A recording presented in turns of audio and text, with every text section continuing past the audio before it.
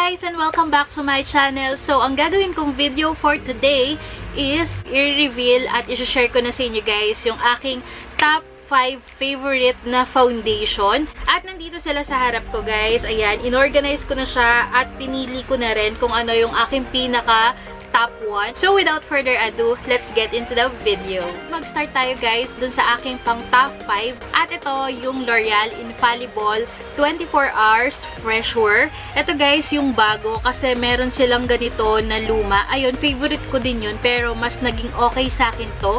Ganito yung kanyang itsura. At ang shade ko dito is number 20 Ivory. Ito yung pinaka-lighter na shade. At kapag sa foundation talaga, kailangan ko talagang piliin yung pinaka-lighter na shade kasi masyado akong acidic guys. As in, super acidic ako na kapag yung foundation is kakulay ko lang, ayun, mangingitim at mangingitim talaga siya sa akin. Ang gusto ko rin sa kanya, nakokontrol niya yung oil na nasa face ko. Alam niyo yun, yung parang hindi niya napapa-oily kagad yung face mo kahit sobrang init na. And isa pa guys, aasahan mo sa kanya yung pagka-long lasting niya. Punta tayo dun sa aking pang top 4 at ito yung Ever Bilena All Day Liquid Foundation. Ito yung bago ni Ever Bilena. Naka-tube siya ng ganyan. Ayan. Tapos, ang maganda pa sa kanya, meron siyang takip dito, dun sa mismong pump niya. Very convenient na foundation na to. Talagang easy to use siya. Tapos, ang pinaka super duper na nagustuhan ko sa kanya is full coverage siya. So, diba? Magkano ko ba siya nabili? Ayan. Meron siya ditong price, 195 pesos lang siya. Pero dito sa lahat ng foundation na ipapakita ko, ito yung pinaka full coverage. As in, kahit iswatch mo lang siya sa kamay mo ng ganyan, sobrang full coverage niya. Matatakpan talaga niya lahat ng mga gusto mong takpan sa face mo guys. Ito rin, believe din ako dito kay Ever Bilena.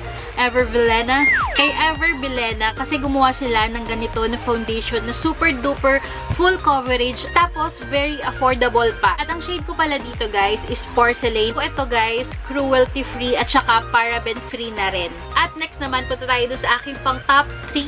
So ang pang top 3 ko is itong si Fenty Beauty. At ang shade ko dito, 120.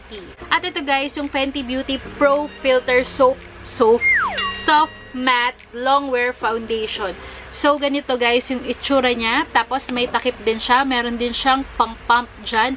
Ang pinaka nagustuhan ko dito, kahit siguro 24 hours or kahit itulog mo man yung foundation, nasa face mo pa rin siya. Kasi sobrang long wearing niya guys. Kasi na-test out ko na siya for 16 hours and talagang no joke. Nandun pa rin yung foundation sa face ko kahit nag-oily ako, kahit na pinupunasan ko na siya ng ganyan, talagang intact na intact pa rin yung foundation. Ito kasi yung foundation na kapag hinawakan mo yung face mo, walang magta-transfer sa kamay mo. At ito na siguro yung pinaka at the best na foundation na marerecommend ko sa mga oily skin dyan.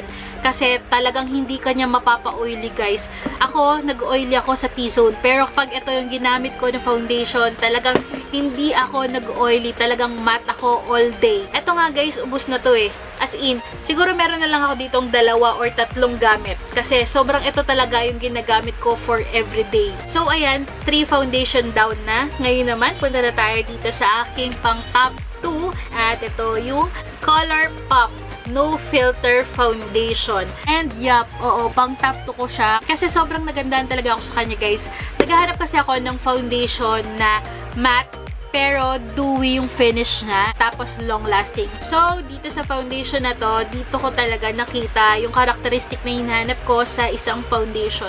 At ang tip na masasabi ko sa inyo dito kay ColourPop, mamili kayo ng medyo lighter sa skin tone nyo kasi nagto-tone down siya. So, kapag acidic ka, ayun, magto-tone down siya sa'yo. Ako guys, swerte na lang ako kasi yung pinili ko is medyo lighter. Kaya nung nag-tone down siya sa akin, pantay siya sa skin tone ko at nagustuhan ko naman yung kulay niya. At ang shade ko pala dito guys is Fair 35. Meron din siyang pump dito, pero iniikot siya dito para mag-dispense siya ng product and then dito ilalak mo. At wala siyang takip guys dito sa pump niya. Talagang ganyan lang. At nabili ko siya sa official website ni ColourPop for $12. At ayan guys, alam ko excited na kayo na malaman kung ano yung aking pang top number 1 or top 1 na favorite na foundation. At ito guys, na-featured ko na siya sa mga favorites video ko. At ito guys, yung The Face Shop Ink Lasting Foundation.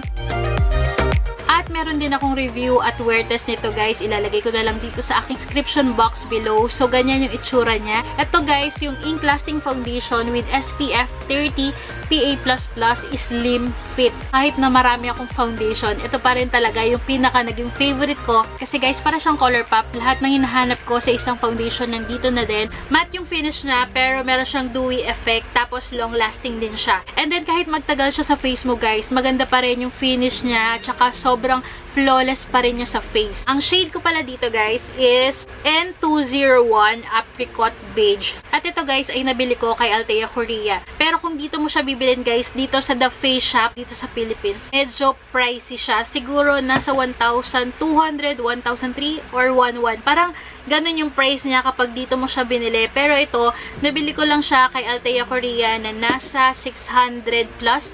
670 ata, ayun. Kaya sobrang worth it niya sa akin. Kasi imagine, di ba? Dito 1,000 plus yung price niya compare kay Altea Korea. So, parang naka-less 50% off ako kay Altea Korea. Kaya din ito guys, yung top 1 ko. Kahit ito na yung foundation na meron ako, ayun, okay na sa akin. Kasi lahat ng karakteristik talaga ng foundation na hanapin mo, nandito na. Kasi kahit na oily skin ka, or dry skin ka man, or combination ka man, talagang kapag ito yung foundation na ginamit mo, okay na okay. Dito kasi, kapag dry skin ka, kahit na matte yung finish na, hindi niya super duper napapadry yung mukha mo. Talagang tama lang. Tapos kapag oily skin ka naman, nako-control niya guys, yung oily na nasa face mo. Kaya kahit na dry skin ka or oily skin ka, ito yung pinaka-perfect na foundation na ma-recommend ko sa inyo. And thank you so much guys for watching. See you on my next one. Bye!